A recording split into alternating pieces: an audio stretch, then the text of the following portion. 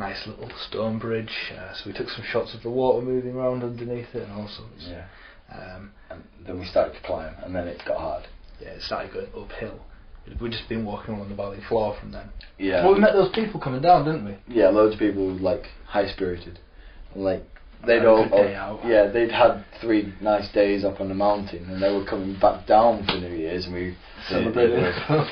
We did it the other way around. And yeah, there was ice everywhere, but we just camped wherever we could, and we put it over a rock. We put when we set up the tent the first time, we set it up, we got into it, it was all alright, and got to the back of the tent, and we'd set it on a nice little ridge. Hello.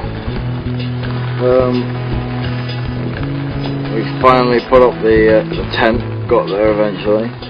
It turned into like furnaces, and it turned into a steam room, and we couldn't have seen it face to face like this. I think I've lost the keys to my car, which isn't very good. So if you see those, can I have them back? And yeah, and all of our stuff was getting wet outside because the only thing that could fit inside the tent was us. Look, we've already managed to make this much mess. And the good news,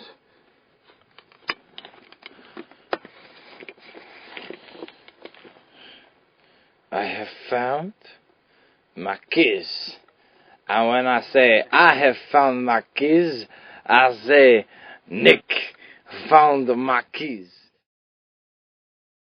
Then you tried to burn down the tent because you tried to bring the stove inside. Whoa! Big orange flames, 3 or 4 foot, and we were in a tent that stands about 3 foot, 3.5 foot tops high, with angled sides. So we were pumping up this stove, there's flames flying out, and every so often, I get this big ball of flame. We'd have to try and throw the stove outside. Yeah. And not let it land on any of the stuff, because we had a massive amount of stuff just jammed in the door and down the sides of the tent, which wasn't helping with the waterproofness of it. Yeah, but when you brought the thing in, it kind of. That's what kept it. Yeah, you're right. Without that, we would probably been a lot worse off if we hadn't have actually nearly burnt the thing down.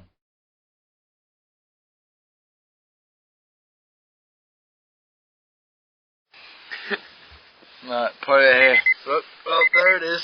Just after the cork flew out of it. Honestly, flew with a nice pop.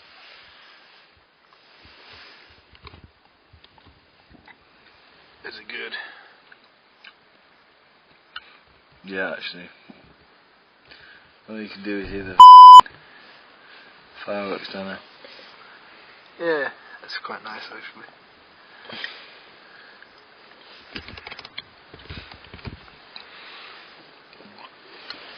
Swap.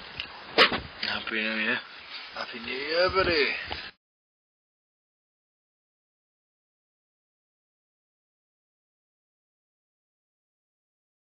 And when we woke up in the morning, it seemed a bit more worth it when we looked out of the tent. And we could see the bottom end of Great Gable.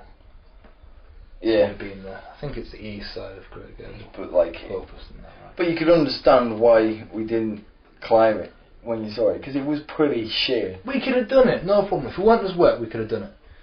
No problem. Probably but what I'm saying is that you can see why we didn't go off it.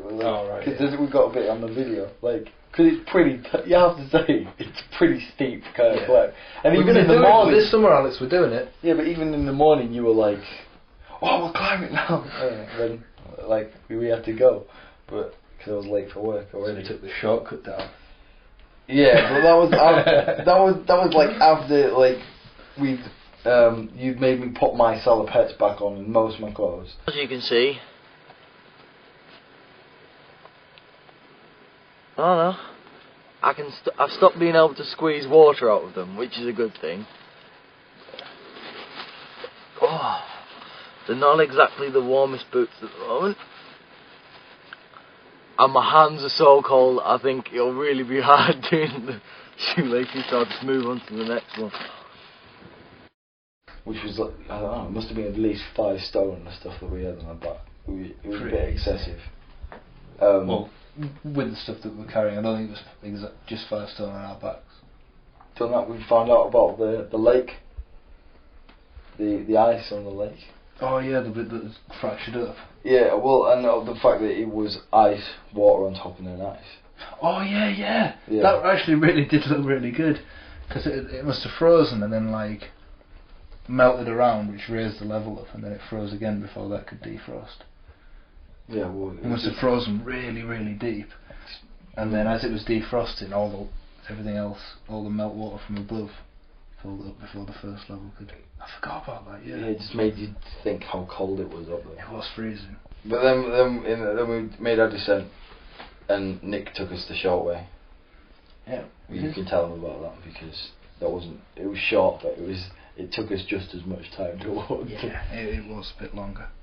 So rather than going up and round the back of the other valley, we went straight down the ridge and got to the end of the ridge and faced by some nice crags. And the best way down was down a really steep, shale-filled gully, really, but large shale, large rocks, and it looked pretty dangerous. But like that rope technique was a safe option. Remember, the key to a successful trip is good planning. Don't try this at home, try it up a mountain.